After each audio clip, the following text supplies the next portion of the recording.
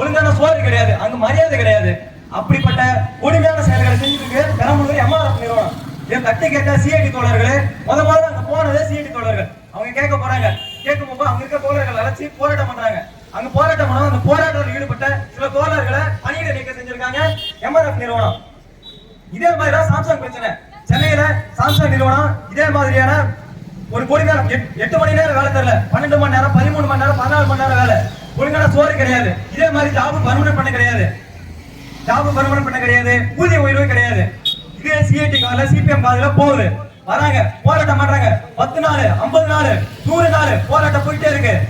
அப்போ ஆட்சியில் இருந்த திமுக அரசாங்கமும் சாம்சங்கும் கூட்டு களவாணி 2 பேரும் சேர்ந்து தொழிலாளர்களை காவல்துறையை வச்சு அடிக்கிறாங்க. நம்ம தோழர்களை போட்டு அடிக்கிறாங்க. மழை பந்தல் போறாங்க, பந்தலை எடுத்துட்டு போயிட்டாங்க. நீ வெயில் பந்தலை எடுத்துட்டு போ, நான் வெயில நிக்கிறேன், போராட்டம் பண்றேன். மழை வந்தாலும் சரி, திருப்பி அடிச்சு போராட்டத்தை பண்ணி சாம்சங் தொழில் சென்னையில நம்மளை எடுத்து பேசின திமுக அரசாங்கத்தையே சாம்சங் தொழிலாளர்கள் ஆதரவா பேச வச்சது சிபிஎம் சிஐடி தான்.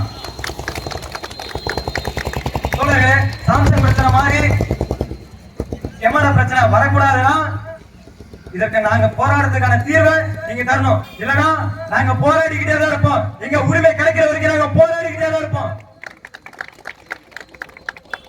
இந்திய மாணவர் சங்க சார்பா நாங்க போராடுவோம், கல்லூரியில போராடுவோம், பள்ளிகளில் போராடுவோம். எங்க அண்ணர்களுக்காக நாங்க போராடிக்கிட்டே இருப்போம். தொடர்களே, நீங்க சிஐடி பக்கம் இடதுசாரி பக்கம் நிக்கிற கேள்வி இருக்கு. உங்களுக்கு ஒரு பிரச்சனைனா முதல்ல யாரு வரா? இப்ப எம்ஆர்எஃப்ல பிரச்சனை நடந்தது, யாரு வந்தா? திமுக வந்தாங்களா, அதிமுக வந்தாங்களா, அல்லது இப்ப இருக்க தாவேக வந்தாங்களா? முதல்ல தொழிலாளர்கள் எங்கெல்லாம் ஒடுக்கப்படுகிறார்களோ, எங்கெல்லாம் சுரண்டப்படுகிறார்களோ அப்பொழுதெல்லாம் அவர்கள் துணை நிற்பது செங்கோடி இயக்கம் தான். செங்கோடி இயக்கம்.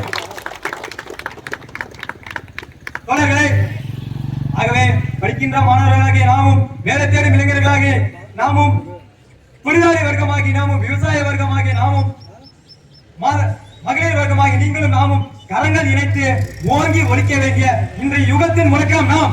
இன்னைக்கு மாணவர்களுக்கு ஒரு பிரச்சனைனா எஸ்எஃப்ஐ இருக்கு, இளைஞர்களுக்கு ஒரு பிரச்சனைனா டைப் இருக்கு, தொழிலாளர்களுக்கு ஒரு பிரச்சனை சிஐடி இருக்கு, விவசாயிகளுக்கு ஒரு பிரச்சனை ஏஐகேஎஸ் இருக்கு, மகளிருக்கு ஒரு பிரச்சனை மாதச்சங்கம் இருக்கு. அத்தனை சங்கங்களையும் வளர்த்த பெருமை சிபிஎம் தான் சேரும். தோழர்களே, எதிர்த்து போராடுங்க. உங்களுக்கு நாம இருக்கோம், நாங்க இருக்கோம், பாத்துக்கலாம் வாங்க. தோழர்களே, இந்த போராட்டமானது மாபெரும் வெற்றியை காணும் வரை ஓய மாட்டோம். புரட்சி வெல்லட்டும். இன்குலாப் ஜிந்தாபாத்.